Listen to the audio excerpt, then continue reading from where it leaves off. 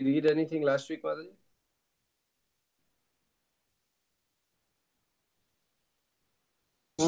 No, Prabhuji. Nobody was joined. Okay, all right. Only Mani Prabhuji and my. Okay. So, Archana, right? Archana is where we are now. Is that right? Yes, Prabhuji. Last to last week we covered circumambulating the Okay, temple. perfect. Okay. So, we will read Archana. Archana means worship of the deity in the temple. By executing this process, one confirms himself to be not the body but spirit soul. In the 10th canto, 81st chapter, verse 19 of Srimad Bhagavatam, it is told how Sudama, an intimate friend of Krishna's, while going to house of a Brahmana, murmured to himself, simply by worshipping Krishna, one can easily achieve all the results of heavenly opulence. Liberation, supremacy over the planetary systems of the universe, all the opulences of this material world, and the mystic power of performing the yoga system. The events leading to Sudama's murmuring this statement are as follows. Sri Krishna had ordered his friend Sudama to go to a Brahmana's house and ask for some food. The Brahmanas were performing a great sacrifice, and Sri Krishna told Sudama to plead with them that he and Balram were feeling hungry and needed some food. When Sudama went there, the Brahmanas refused to offer anything. But the wives of the Brahmanas, upon hearing that Sri Krishna wanted some food stuff, immediately took many palatable dishes and went to offer them to Sri Krishna. In the Vishnu Rahasya, also it is stated, any person within this world who is engaged in the worship of Vishnu can very easily achieve the ever blissful kingdom of God known as Vaikuntha Lok. Hare Krishna. Any thoughts? I have one confusion, Prabhuji, here. Yes. Sudama is here, the mention of Sudama is the Brahmana who went to Dwaraka, advised by his wife, taking that chipped rice. Is this the same Sudama? No. This is the Gopa Sudama who was in Vrindavan with Krishna. That Sudama was friends with Krishna in Sandipana Muni ashram? No, not this one. Not that. There is a Sridama and Sudama. So, this is a, Beggar. Poor fellow. this is Sudama. There's another Sudama who was friend of Krishna in Vrindavan along with the Gopas. Mm-hmm. So this is another Sudama. Okay. Not the Sudama Vipra who went to Krishna with chip rice. Mm-hmm. So this is the Brahmanas, the wives of the Brahmanas, that episode. Yeah. This is that episode where the Brahmanas were performing great sacrifice and Krishna sent his friends to go and beg for some food. So this is that particular episode. So this Sudama is different from that Sudama. Okay. Thank you, Prabhuji. Yes, any thoughts, comments? What is going on here?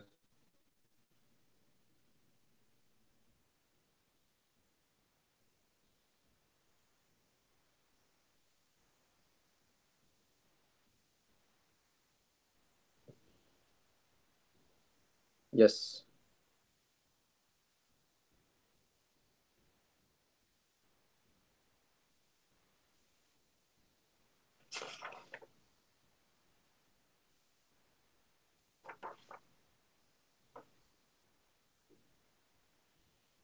Any questions? Anything else? Should we move on? Subhadrani Mataji?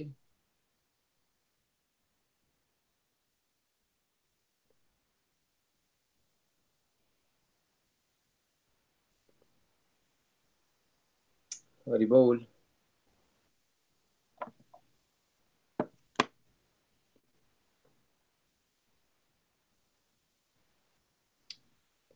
Hare So Krishna. the Archana Paddhati, which Vipras also doing so-called Archana Paddhati, and here the ladies who really offered foodstuff got the benefit of Archana than the Brahmanas who were so-called doing the Archana.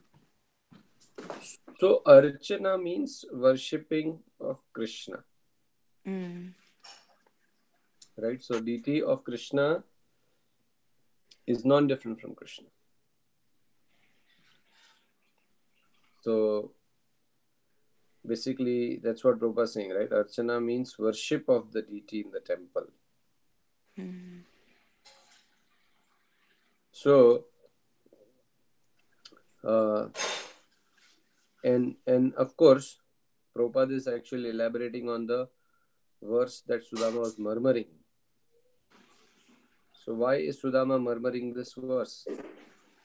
Simply by worshipping Krishna, one can easily achieve all results of heavenly opulence. Because Sudama is murmuring because he's actually... Why do you think he's murmuring this verse?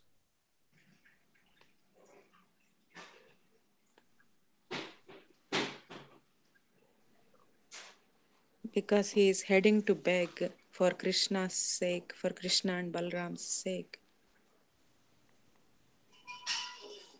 So, like, for whom is he murmuring this verse? For himself or? For himself, maybe? I don't know, Prabhuji. I don't know the exact. So, basically, what is the situation, right? The Sudama is actually going to the Brahmanas. So he's on his way. And then he's murmuring to himself, simply by worshipping Krishna, one can easily achieve all results of heavenly opulence. Right? Liberation, supremacy over planetary systems, all opulence of this material world, and the mystic power of performing the yoga system.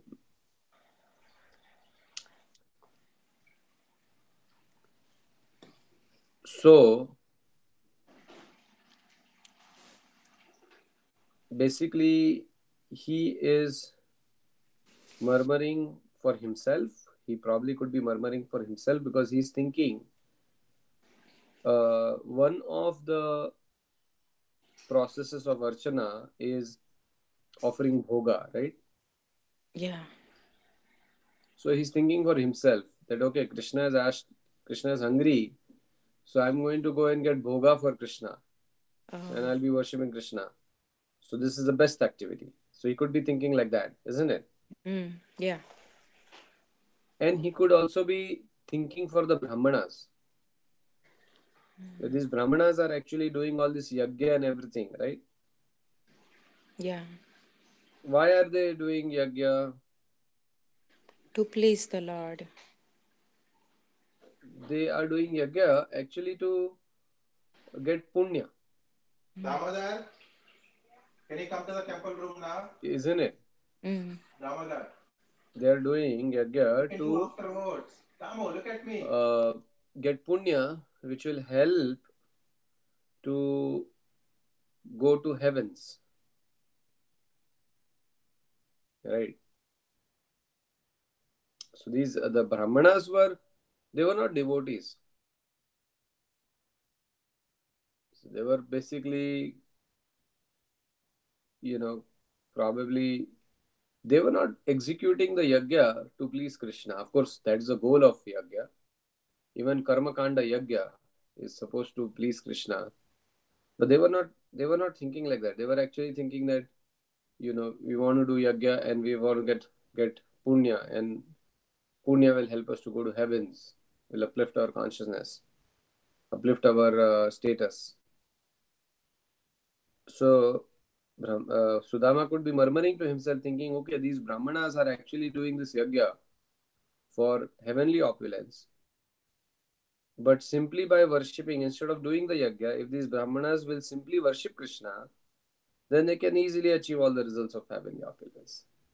And not only that, they can attain liberation, they can attain supremacy over all the planetary systems of the universe. All the opulences in this material world, in mystic path, everything will be attained.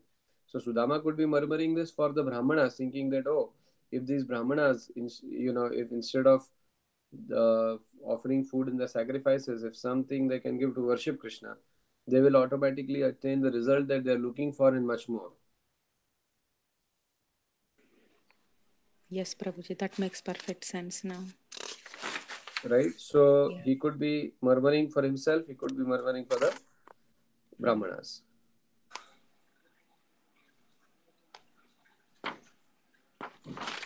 But what is the point Prabhupada is making is that how powerful is Archana Paddhati.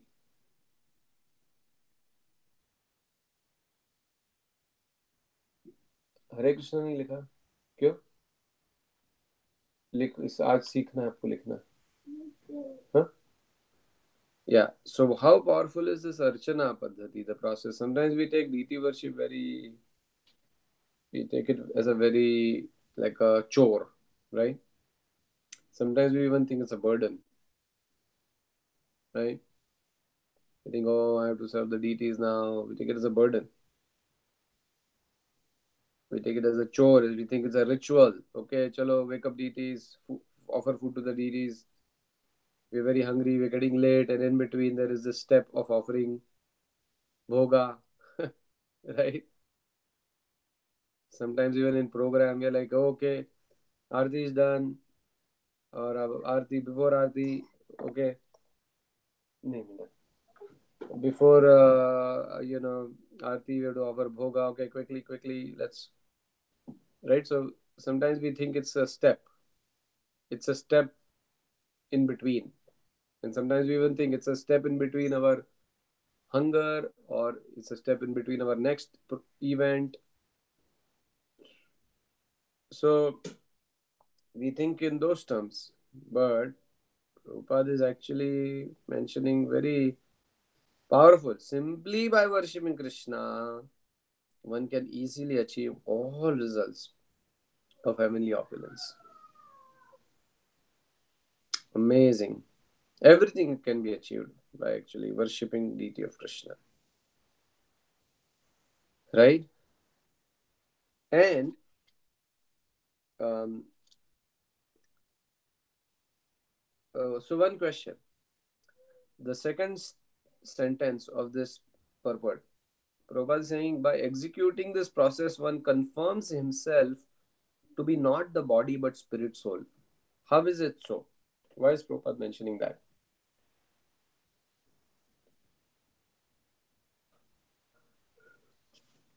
Yes.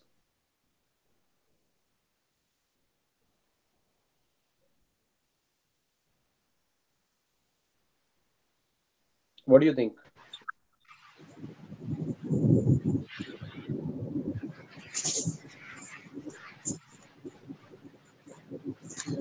Prabhuji, by doing the Archana process perfectly, the person will go to that stage. Is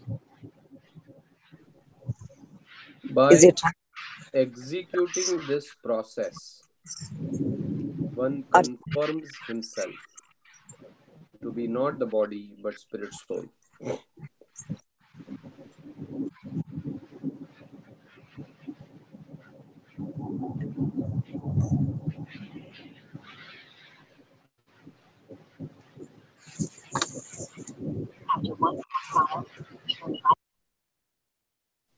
How is it so? So okay, that's by doing it perfectly, one may reach that platform. But Prabhupada is not saying that. Prabhupada is saying by executing this process, one confirms himself to be not the body but spirit soul.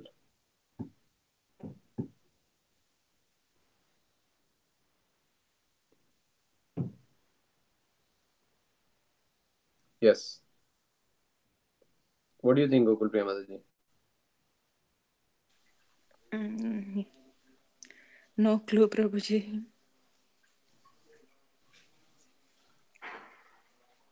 By executing this process, one confirms himself to be not the body but spirit soul.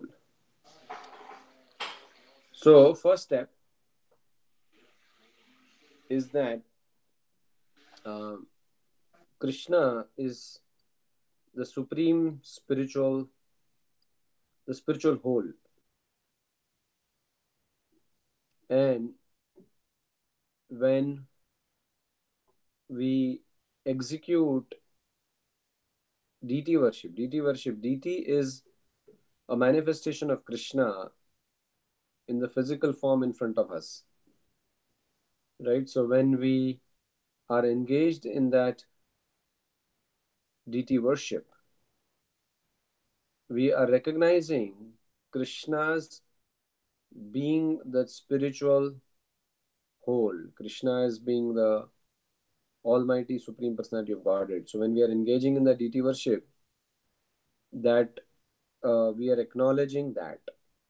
And second of all, we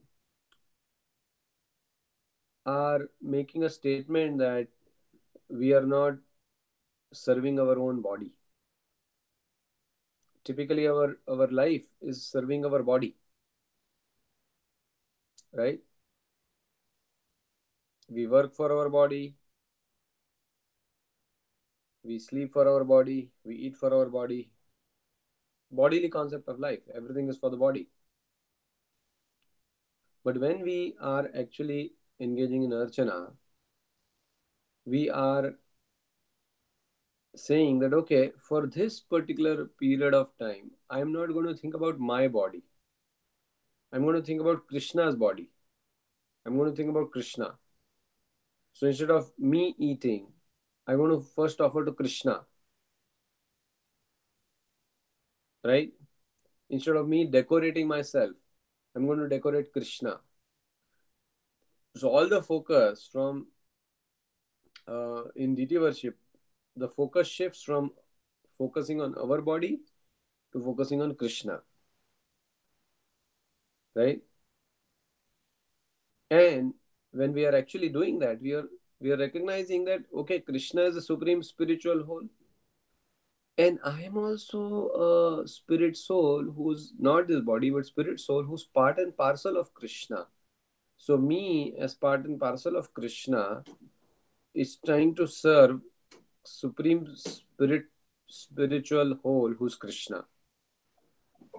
So that recognition of our position as uh, part and parcels of Krishna, spiritual living entities, becomes manifest when we execute deity worship, because we are acknowledging, yes, I'm a part and parcel of Krishna, and that's why I'm serving Krishna.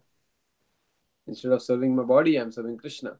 So when we are engaged in deity worship like that, automatically the consciousness becomes that I'm not this body, rather I'm spirit soul, because by worshipping Krishna, then that takes us to the last statement, that in this way we start meditating that, okay, this material world is not my home, rather my home is to be with Krishna. And where is Krishna living? He is living in Vaikuntha. So that's why the last statement says in Vishnu Rahasya, any person within this world who is engaged in worshipping Vishnu can easily achieve the ever blissful kingdom of God. So when we are worshipping Vishnu, worshipping deity of Krishna here, we're preparing ourselves that, okay, now this is what I'll be going to do in the spiritual world. So automatically we are promoted to the spiritual world. So that's basically the understanding. By executing this process, one confirms himself to be not the body but spirit soul. So confirming, yes, I'm not this body. This is not my home. This is not my place. My place is to be with Krishna. So I'm serving Krishna, because this is in spiritual world, everybody is serving Krishna. Right? So deity worship what it does is it actually is an activity of the spiritual world. Deity worship is an activity of spiritual world. In spiritual world, everybody is serving Krishna. So when we are worshipping the deities here, then we are actually performing activity of the spiritual world. And in spiritual world, there is no material body. So automatically we become conscious. Oh yes, I am not this body. I am spirit soul. Is it making sense? Yeah, very beautiful, Prabhuji. Very nicely said. Very, very much makes Like sense now. last week we were in Braj Dham, right? And that Pujari there was mentioning that how the mood of worshipping Gopal Nath Ji is like that of a child, and the Pujari is like Mother Yashoda. Of course, that was a little bit esoteric. We don't want to go that far, but the idea is that in the spiritual world, Mother Yashoda is serving Krishna like a child, right? Her meditation is Krishna. Everybody's meditation is Krishna. But then, what is the mood in this sampradaya for the deity worship is they are they're meditating on serving Krishna, seva to Krishna, right? So that's the meditation of the spiritual world,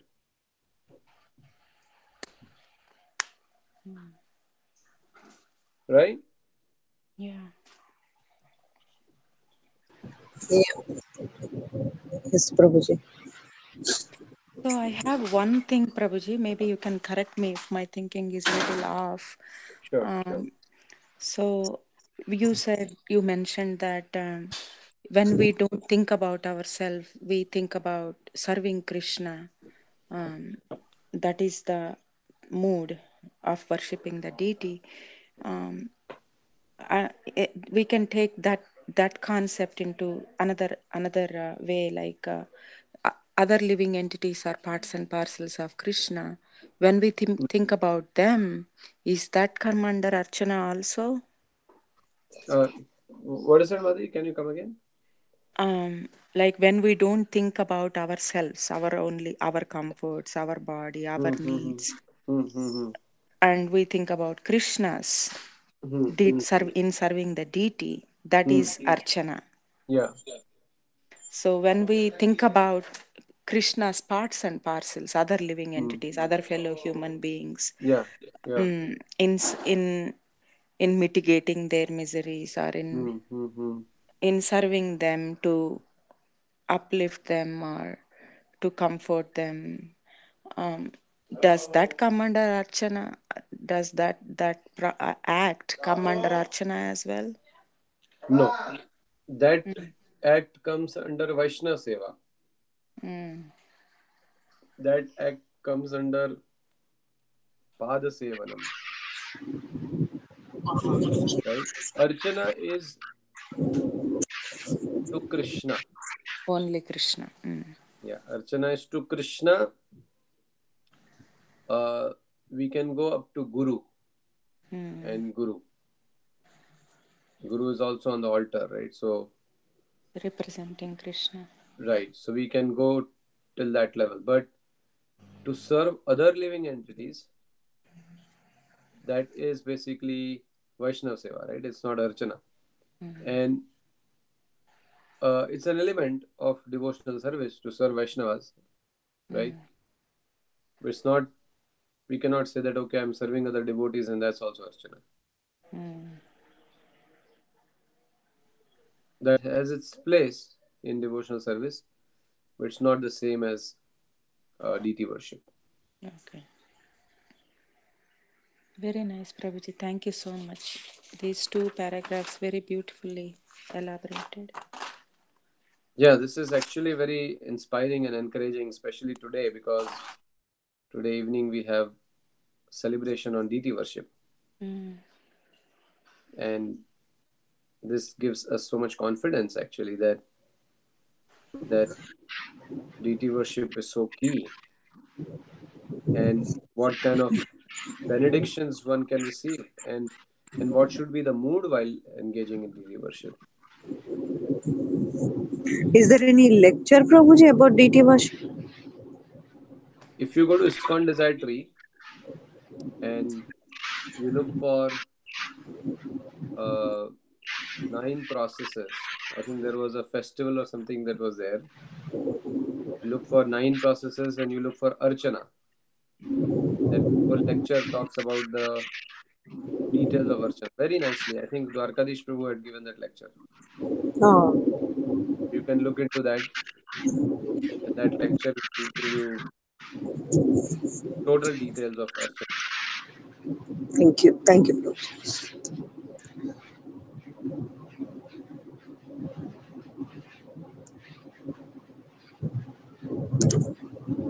This is nice. We rendering service to the Lord. Should we read another? We have 5 more minutes. Should we read the next para or should we conclude? Yeah.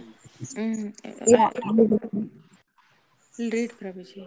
Okay. 5 more. Would you like the next rendering service to the Lord? Rudrarani Mataji, are you in a position to read or shall I read? Yeah, I can read. Okay. Thank you, Mataji. But is there any disturbance, Mataji? Is it No, no, okay? you're clear. Yeah.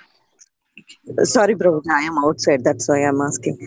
No problem. Thank you. Rendering service to the Lord. It is stated in the Vishnu Rahasya, any person who can arrange for service to the Lord in the same way that a king is given service to his attendants is surely elevated to the abode of Krishna after death. Actually, in India, the temples are just like royal palaces. They are not ordinary buildings because the worship of Krishna should be performed in just the way that a king is worshipped in his palace. So in Vrindavana, there are many hundreds of temples wherein the deity is worshipped exactly like a king. In the Naradiya Purana, it is stated if person stays in the Lord's temple even for a few moments, he can surely achieve the transcendental kingdom of God. The conclusion is that those who are rich men in society should construct beautiful temples and arrange for the worship of Vishnu so that people may be attracted to visit such temples and thereby be offered the opportunity of dancing before the Lord and or chanting the holy name of the Lord or else of hearing the holy name of the Lord. In this way, sorry, in this way, everyone will be given the chance to elevate himself to the kingdom of God. In other words, even a common man, simply by visiting such a temple, will be able to attain the highest benedictions. Not to mention the devotees who are constantly engaged in the service of the Lord in full Krishna consciousness. In this connection, there is a statement in the fourth canto, 21st chapter, verse 31 of the Srimad Bhagavatam, wherein King Pratu says to his subjects, my dear citizens, please note that the Supreme Personality of Godhead, Hari, is actually the deliverer of all fallen conditioned souls. No demigod can perform this act of delivering the conditioned souls because the demigods themselves are conditioned. A conditioned soul cannot deliver another conditioned soul. Only Krishna or his bona fide representative can deliver him. The Ganges water, which is flowing down from the toe of Lord Vishnu, falls upon the earthly planet and other planets, and thereby delivers all the conditioned sinful living entities. So what need is there to speak of the deliverance of a person's who are always engaged in the service of the Lord. There is no doubt about their liberation, even if they are uh, stuck stocks of sinful activities from many births. In other words, a person who is engaged in the worship of the deities can minimize his stock of sinful reactions coming from many previous births. This process of worshipping the deity has already been described, and one should try to follow these rules and regulations seriously. Thank you, Pramod. Hare Krishna. So this is more elaboration on deity worship.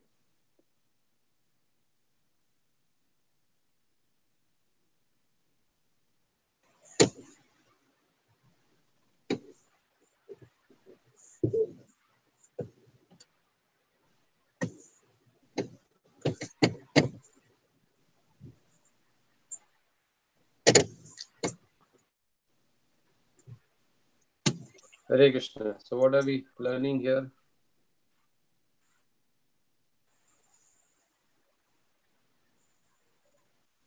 Here about the temple.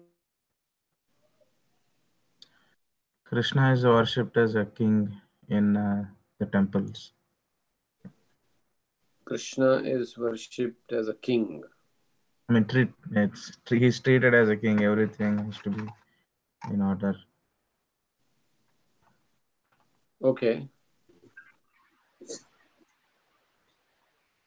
What do we mean by that?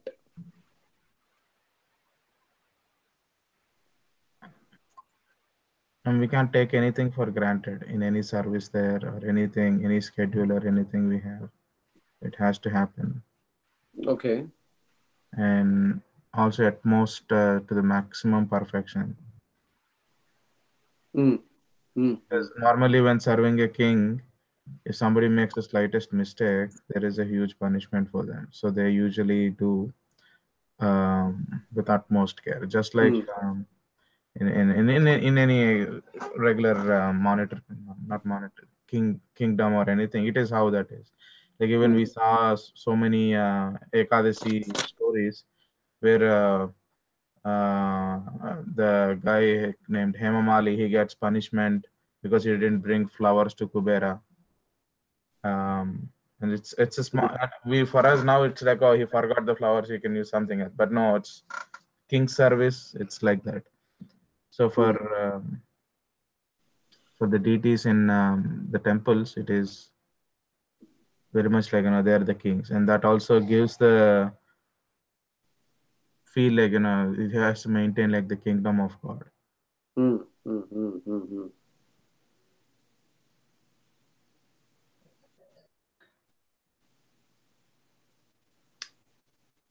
Okay.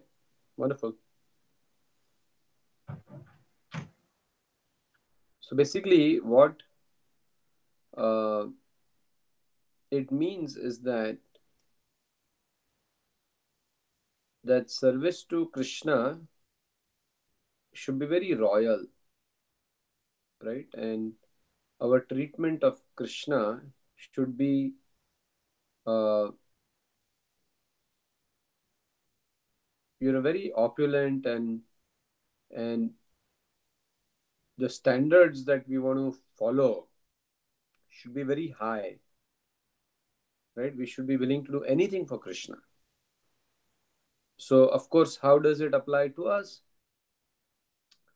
We If we have a temple in our surroundings, right, Krishna temple, then, or if we are participating to make such a temple, then we must be very conscious that what kind of care and attention must go to build such a temple. So Prabhupada is saying here, right, those who are rich men in society should construct beautiful temples and arrange for the worship of Vishnu, so that people may be attracted to visit such temples, right? So uh, if we are, if we have money, we uh, spare extra money, of course. Then we should construct beautiful temples. But the idea is that we remember the standard that actually worship of Krishna should be very, very royal. So that's from a temple standpoint. From a home standpoint, how should we understand this?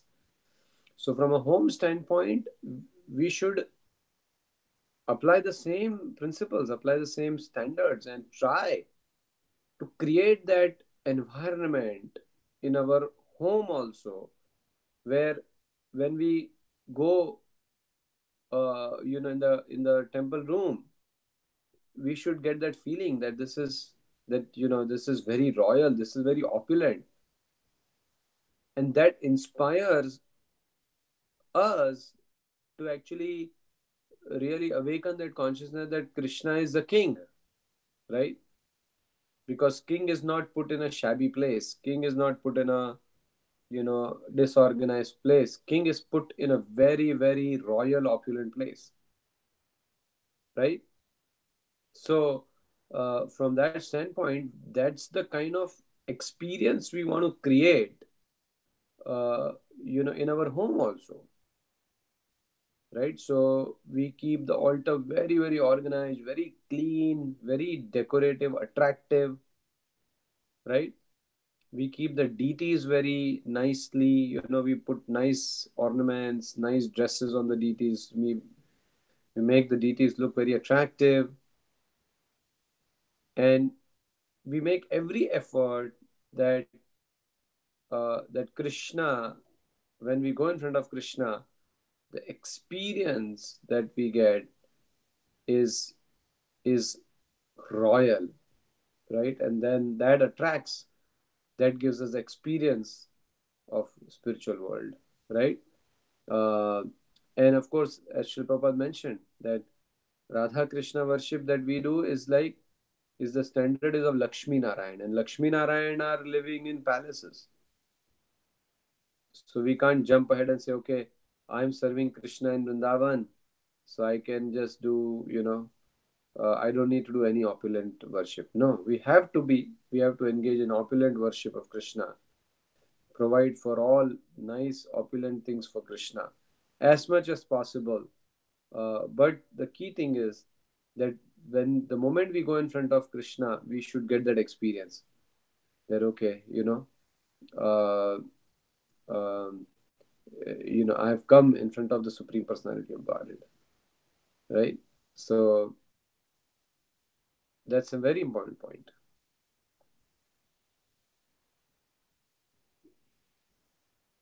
Thank you, Mani Prabhu, for sharing that. Any other thoughts? Gokul Premataji?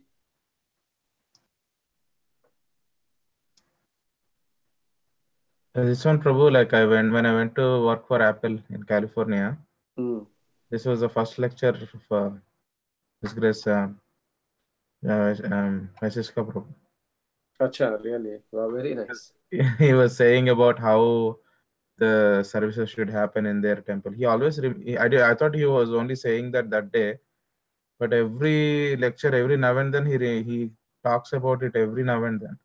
And there it is like, you say like in a German time, they Mm. follow very strictly, like whoever is offering service and everything, cleanliness, organization in the kitchen, everything to the so much detail. It is all organized, and this is the reason he always reminds everybody, like it is a king's palace. It has to be an order. Mm-hmm.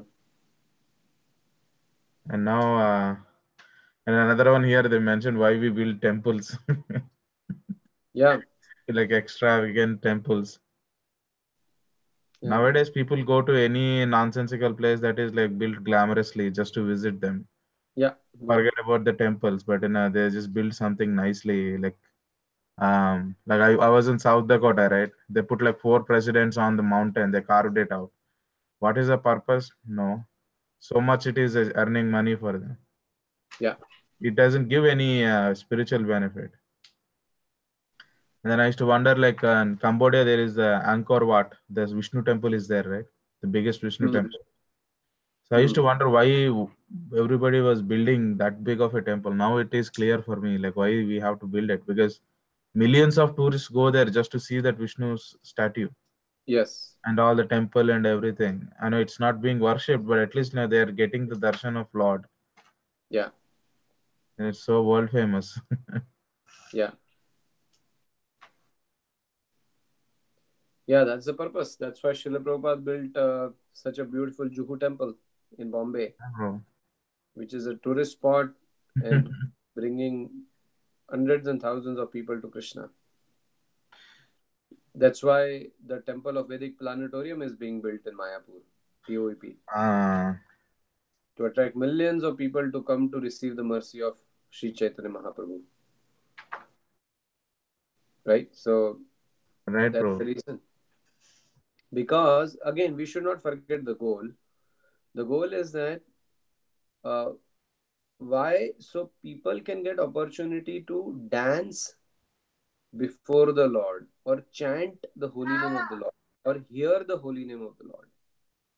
Right? So we should understand this is the goal. So what this means to us is first we should start dancing before our deities. Hmm. Are we dancing before our deities? Right? On a regular basis. Do we dance? No. Oh yes. If we are not, then we should. When the arati is going on, we should dance in front of our deities. Yeah, bro. Right? We should chant the holy name of the Lord loudly in Kirtan and we should hear the holy name of the Lord. So, first thing is these things we do in front of our deities. And we help others in actually engaging in these activities. So, we preach the glories of the holy name, we share Krishna consciousness with others. So, nowadays we see that sharing Krishna consciousness with others is like we feel, oh, this is like a stereotype thing. We used to do it before, but now I'm a senior devotee. I don't need to do it, right? But I remember first 4 or 5 years in Pittsburgh congregation, there was so much intensity to invite people to programs, to host programs. Like, I remember Vanmali Prabhu and Gokul Priya Mataji, they would host so many programs. Every Sunday there'll be a program in their home, right? The intensity was so high, and the intensity of actually inviting so many people, calling people over the phone, inviting them. But nowadays we don't see all that much. Nowadays even devotees don't want to go to the program, thinking, okay, it's very far, right?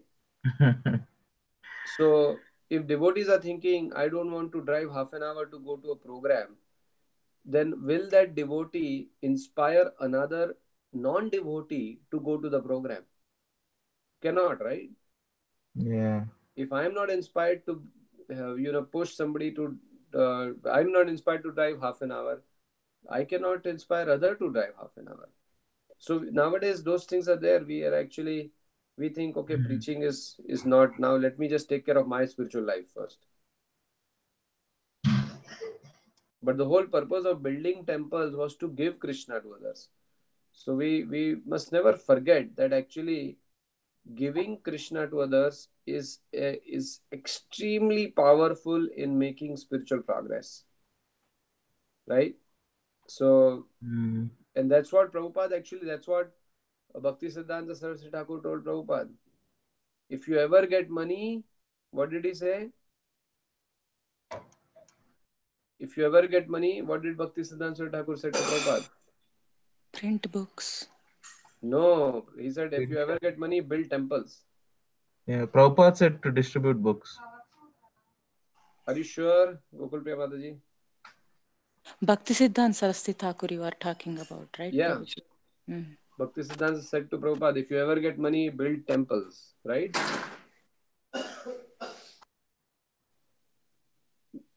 Am I right? Yes, Prabhuji. Yes. No. Bhaktisiddhanta Saraswati Thakur said, what you said first was right. I was just testing.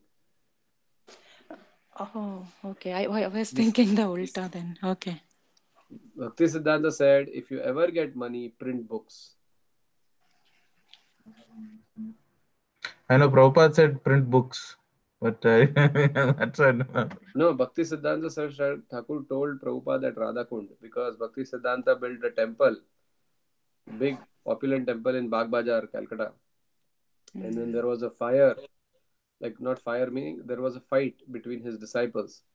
Who will own what? So that's why Bhaktisiddhanta told Prabhupada, saying, if you ever get money, print books. He didn't say build temples. He said print books.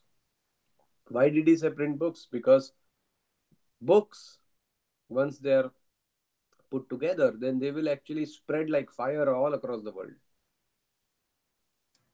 Of course, Prabhupada understands, Prabhupada being an acharya, knew the intention of Bhaktisiddhanta. So he not only printed books, many books, and created the world's largest Vedic institution for distributing Vedic literature, or largest press for printing Vedic literature. Not only that, but he also built temples based on the principle of nectar of devotion. But what is the thing? We should never undermine or forget the importance of preaching Krishna consciousness in our situation. Right? So that is the thing that we should Yes, take home for ourselves. One is that in our homes we treat Krishna as king, we give him opulent seva, and secondly, we engage in very enthusiastic preaching of Krishna consciousness. Okay?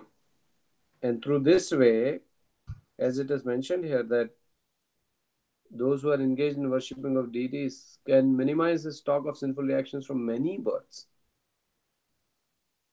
So, very powerful process we are actually engaged in. We do not realize how fortunate we are and how intense and powerful this process of Krishna consciousness is. We do not realize, and we take it to be very cheap and ordinary. So these verses are reminding us that how,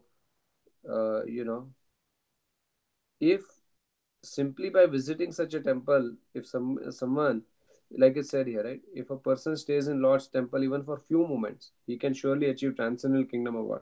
So few moments, if somebody is, getting so much benefit, what if somebody who's engaged in the service of the Lord, in full Krishna consciousness?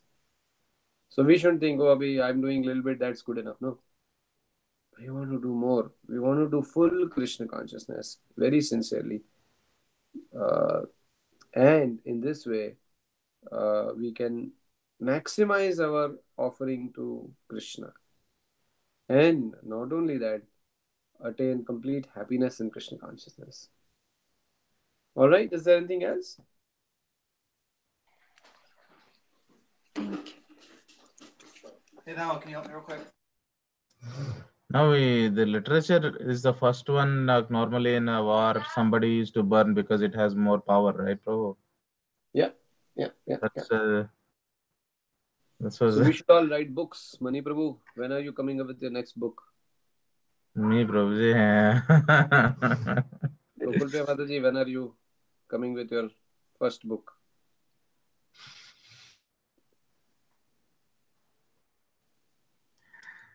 My book. I don't know, bro. I can hear the book, audio book, but No, we have to write books. We have to think. We should get ready. At least, just imagine if every devotee starts writing book, 2-3 books, then at least there will be, if there are, 100,000 devotees, at least there will be couple 100,000 books that will come out. Right? right, bro. And And that many books will flood the world, and the other garbage books, people will not read them. So we think like that. yeah, it's a huge volume, bro. You're right. Yeah. So we have to see this. There is no end to service. There is unlimited service available. It's just that we have to get out of our comfort zone, get out of our, peaceful life, and, stretch ourselves to do something for Krishna's movement. So many projects, like there can be a whole project on books, writing books for children, chapter books, right? So writing books for children, writing books for youth, writing, you know, stories, right? So unlimited opportunities are there. These projects are there. Their talent is there. There are good writers are there. There are good artists are there. Hmm. Uh, if somebody is good in organizing, then that person picks their seva up and starts connecting the dots. So Hmm. there is unlimited opportunity to serve, provided we get out of our comfort zone. So we will conclude here. Thank you very much. Let us have a very good meditative day on DT worship today. Yes, Mani bro. Prabhu, today you come with nice, strong realizations. Okay, we want to hear from you. Yeah, bro. Yeah. I'm. So today, at least, you don't have to write a book, but you can write a few pages and share with us. Yeah, bro. I have. What is that? DTs after DTs and before DTs, there is a clear difference. I can Yeah, for sure tell you that in our lives. Jai Ho. So we want to hear that tonight. Yeah. Okay, thank you very much. Thank you, Gokul Priya Mataji.